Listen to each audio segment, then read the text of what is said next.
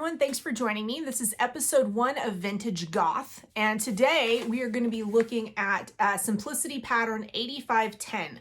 So this is a 1930s, they call it the brassiere and panties pattern. It's basically a bralette and tap pants. It's a, again, 1930s vintage pattern, which means that the sizing is kind of relative. Right here, in order for me to actually cut this out, I think I cut this out on the largest size, which is a size 20.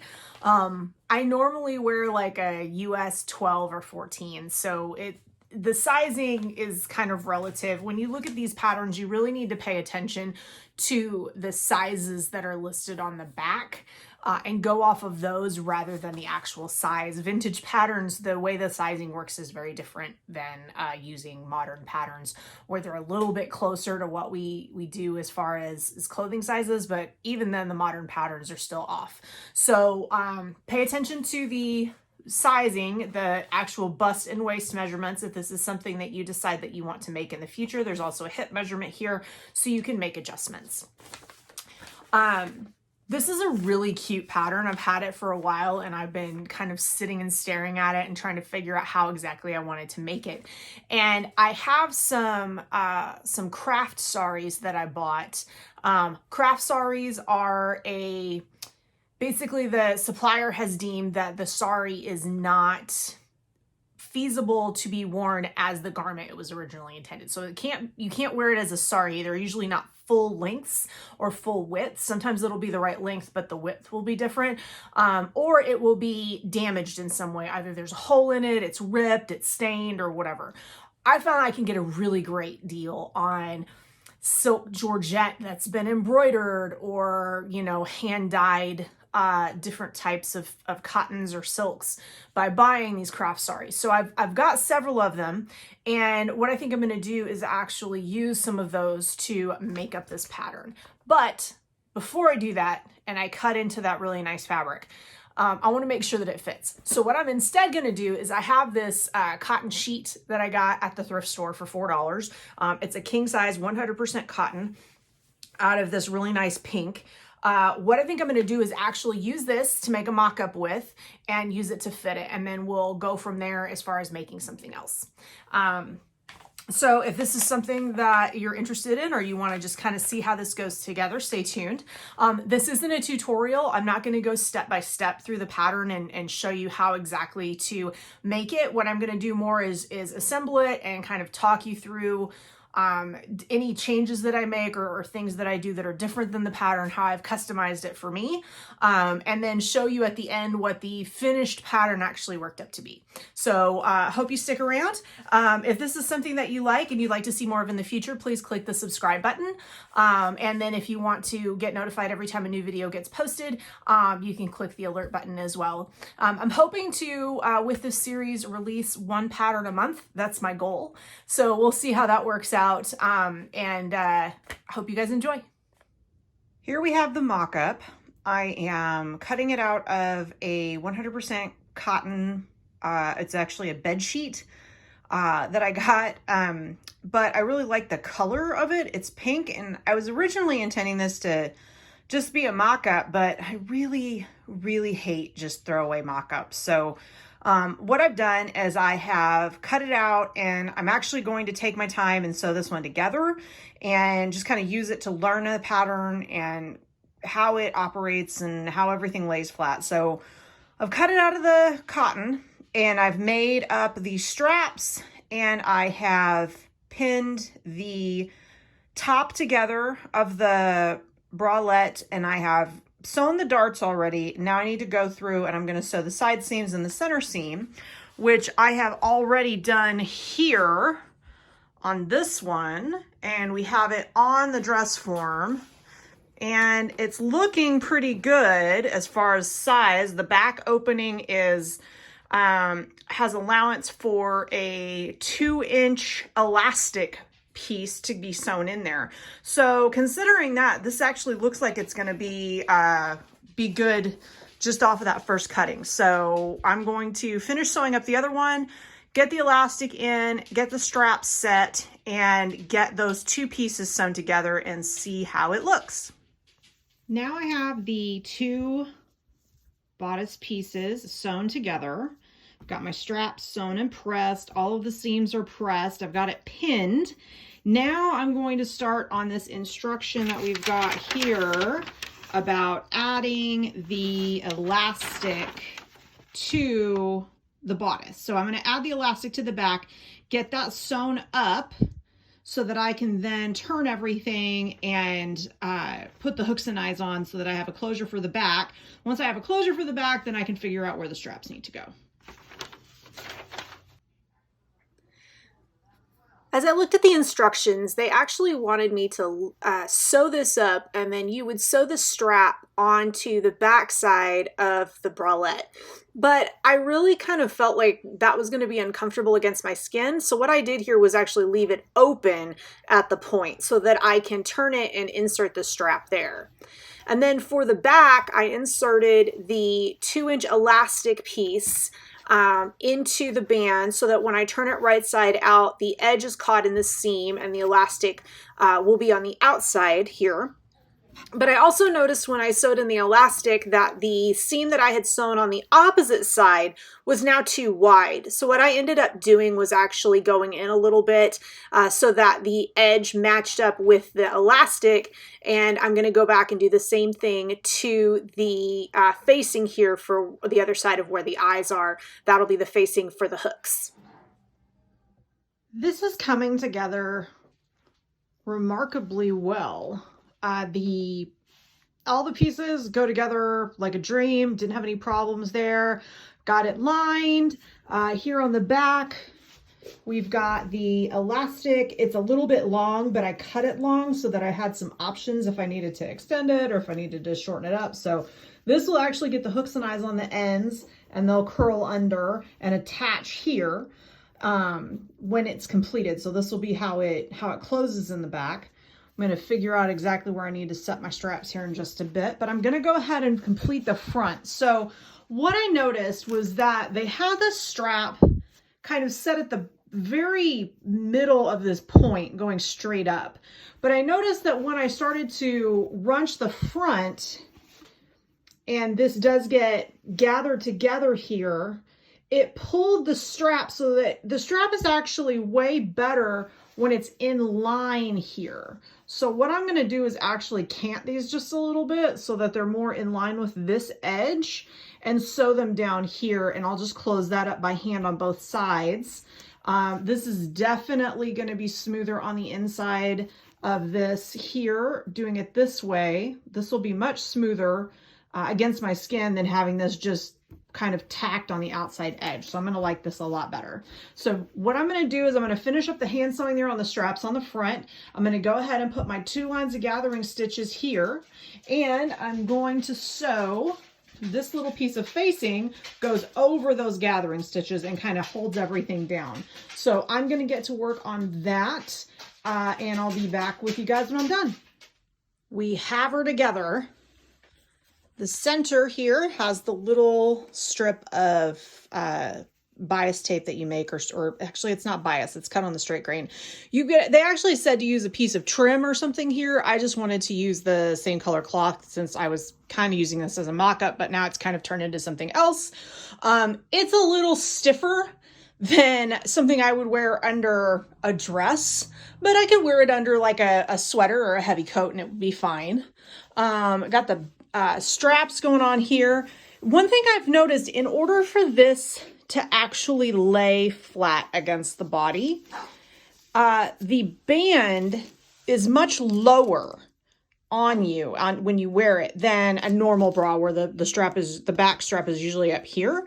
This one is actually much lower, which is kind of interesting. Kind of gives you almost a backless bra out of this, which I was not expecting. So that's pretty cool.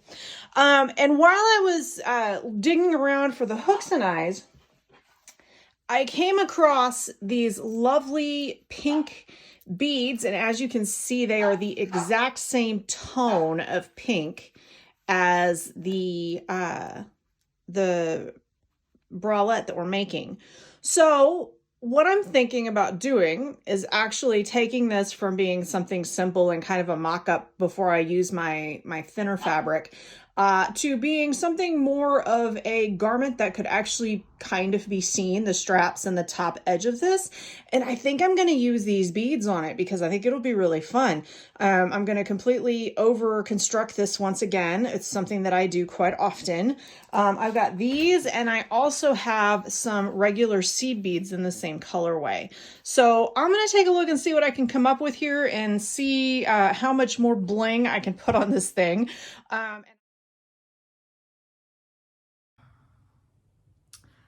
So it's the next day, and although making the top was really easy, that should have been my first inclination, that making the simple pants was not going to be easy.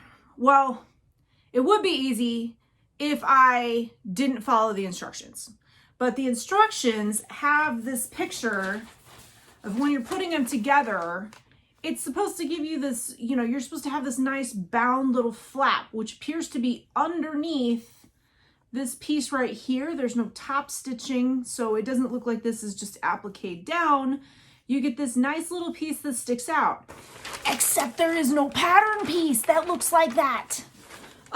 You don't get a pattern piece that looks like that. There's nothing in the pieces you're supposed to cut that looks like that. The continuous lap is supposed to be on the waistband, which gives you like 3 waistbands worth of strength, which I don't really need, so I'm probably not going to do that. But it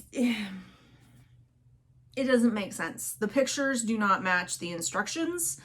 So I think at this point, I'm going to toss those in a corner and I'm going to go rogue. And I'm just going to put this together in a manner that makes sense to me. So here we go. Gonna have fun. Day 2, get this thing done. So I feel pretty good after my decision to abandon the instructions.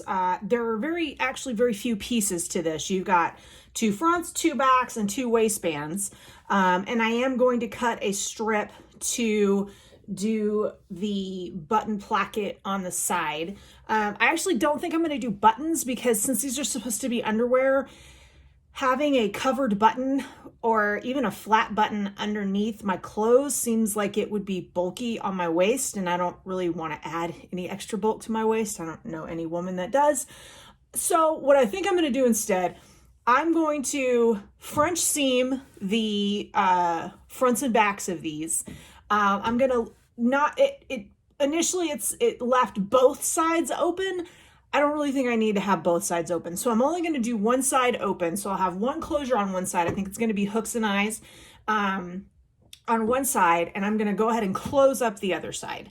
And then I'll have, so that's fronts and backs, and then my waistbands. And I'm going to cut a strip to line the placket section where I'm going to put the actual hooks and eyes on in order to close this up. So once I get that done, then I can take a look at it and decide if I want to embellish these as well, or if I want to just leave them plain. I'm not sure yet, but I'm going to go ahead and get this going.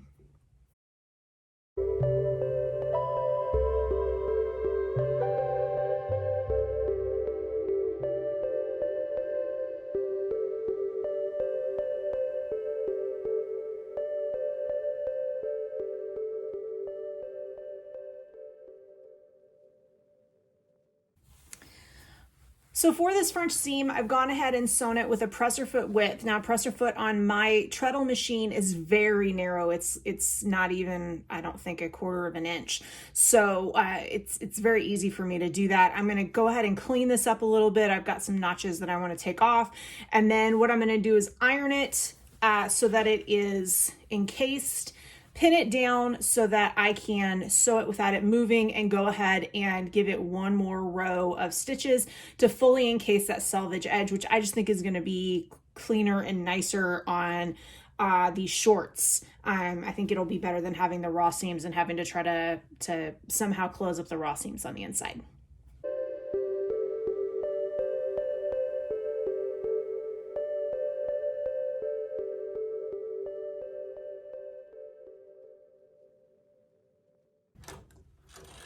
Now with the treadle machine, I don't actually have a back stitch, so I kind of treat every seam like you would a dart tip, where I cut the threads and then I just knot them at the end to make sure that the thread doesn't unravel.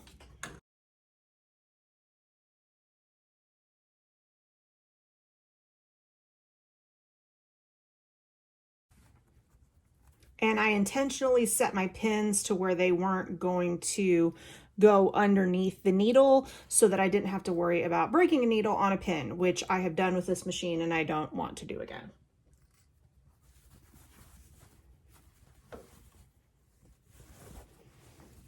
There we go. So I'll go ahead and I'll get this ironed out and do the same thing to the backs. All right, so now I have both of my fronts and backs are sewn together, and I've got them French seamed and everything's looking good there. So now what I need to do is actually connect the front and the back. And I'm debating right now how I'm going to do this. I think what I'm going to do is I'm actually going to close up the side seams first, because that will allow me to fiddle around a little bit with the closure that I'm going to do for the buttons. And I'm also going to sew on the front panel piece, which is this one right here. So what the instructions say to do, and basically how I figured out how I'm going to do this, is you take this piece and it gets sewn with right side to wrong side, and then flip down, and then top stitched along the edge. So I'm going to go ahead and get these pieces sewn on, and then the side seams sewn up, and come back to you guys and let you know what I've decided on how I'm going to do the sides.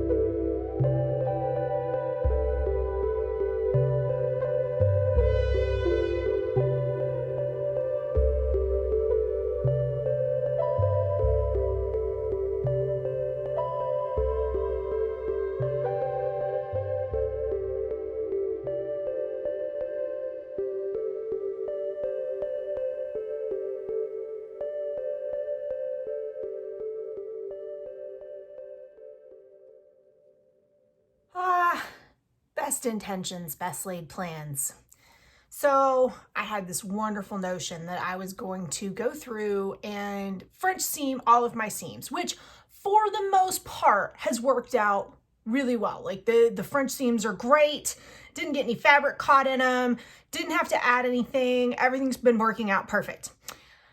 Except as I was laying this cunning plan at 7 o'clock in the morning, before I had actually really woken up, I didn't really think about what that French seam was going to do to the waistband after I had decided not to do 2 closures and only do 1, which meant that if I tried to French seam the other side where I wasn't going to put a closure, that was going to actually put the seam, the French part of the seam, on the outside, because that's the way that that would work. It would have been on the outside of the pants instead of on the inside. So what I've done is I haven't sewn there. I'm going to have to pick out a couple of these stitches. I'm going to hand sew the waistband closed. Then I'm going to sew this part of the waistband together that I can then flip down so that the right sides are out and the sewn edge is on the inside. And this wasn't as big of a problem on the other side, because on the other side, of course, I had added the placket to ensure that there was a modesty panel there on the side after I put the hooks and eyes in over here. I tried these on, they fit great. Everything looks good with them. So this is going to get tacked down right here to the side edge, and then I'll fold this under and They had us actually, they had the pattern where you iron this under and you actually machine top stitched it all down. I really, really hate top stitching. And for whatever OCD reason, I absolutely adore hand sewing, sitting on the couch watching movies. It's pretty much the most zen activity I get in my life. So I'm gonna go ahead and flip it under the hem and iron it down, but I'm actually going to pin this and hand sew it down. And then I think I'm gonna do a little bit of beading on the front to match my my brassiere that I made, so that they have the same type of beading on them. Because at this point, it is more reminiscent of a costume out of Carnival than it is actual underwear. So I'm just gonna embrace it and I'm gonna go with it and just deck them out a little bit. So I'm gonna go, oh, and I also have to, all the French seams on the bottom, of course, on the actual crotch seam worked out fine. No problems there. So I'm gotta roll the hem on the bottom, fix this side edge over here, get that sewn down, flip this under, sew that down all the way around, come over here, finish up my placket, my modesty placket, sew these down, put in 2 hooks and eyes, do some beading, and then I will be able to show you guys the reveal.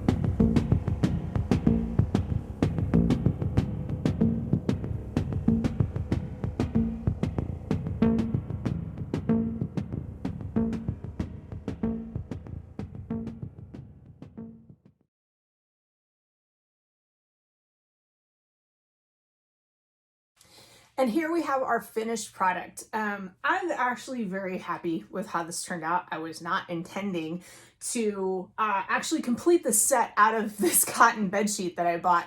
But the more I worked with it, the more I just really loved the feel. And living in Arizona, it did get up to 116 last summer. So having these nice breezy cotton shorts that I can wear underneath a skirt, and then this cute little cotton bralette. I'm really excited. I think it turned out really well. I did get a little overzealous on the beading, I admit, but I know that when I wear this, I'm going to be wearing it with something that's going to actually allow it to be seen. So I'm going to be wearing it with a large scoop neck shirt, or something that actually will kind of show off the straps or the very top edge of the beading. Tap pants, probably not going to be seen by the general public, but I went ahead and added a little beading on there as well, just for myself. I really love these little 1950s silver lined bugle beads and the seed beads. The color just, I mean, I have had them for years sitting in a box, so it was really great to find something that they actually matched and add them to. That I think really adds a lot of detail. I do think this turned out looking like something that you would expect to see in in Carnival, maybe, as somebody, maybe one of the girls in the peep show tent, but I really love it. I think it turned out really well. So I'm very excited with the results. Let me pull the pants off here. So as I said, I changed it. There were closures on both ends in the pattern. I didn't really see the need, so I took one out and I just did a hook and eye closure on the side. I did this, I added a little flap, kind of a modesty panel in here that wasn't in the pattern. It showed, you know, I showed you guys, it shows that there's something there, but there's no pattern piece for that. So I don't know exactly where they were getting that from. I didn't figure that out, but this works just fine. I just added a little modesty panel here, whip stitched that down, and that seems to have worked out just fine. I did note that when I tried to put these on, it is a little, just a tiny bit snug going over my hip right here, but not bad. I was definitely able to pull it up. I wasn't popping any stitches or anything like that, so I think it was fine. So really happy with how these turned out. The feel is great. They're light, they're airy. I know they're gonna work out well. And with the bralette, I did finish this off with the closures in the back. So we've got 3 hooks and eyes here for the back of the bralette. The straps are beaded. This is a much lower bra pattern than a modern bra pattern. It doesn't go up high here. It actually goes a little bit lower. Now this is a bit exaggerated on the form, but if you pull this up, you'll notice that you get this gap here on the side. And the only way to take that out, if you want the back to be up higher, is you're either going to have a much larger bust than I do, or you're going to need to make an adjustment in the pattern to take that portion out of the side in order to close that up and make it fit a little bit better. I actually really liked having it down lower. When I tried it on, it didn't ride up after I had been wearing it. So I'm going to actually leave this in the lower position so that I can wear, I can also use this when I have something with a low back on it. I think it'll be kind of fun to wear. I can also wear this. I've got several pairs of overalls, so in the summertime I could wear this underneath a pair of overalls, and it would be really cool. So I'm very excited with how it turned out. I hope you guys like it as well, and I hope that you've gotten one nugget of new information or maybe learned something as I went through this. Make sure to like and subscribe if you want to see more. We'll have more of the Vintage Goth series coming up. And if you have any questions, feel free to leave me a comment and I'll get back to you. Thank you so much for joining us for this installment of Vintage Goth. We'll be back with a new pattern and new shenanigans soon. So from my house to yours, bye guys.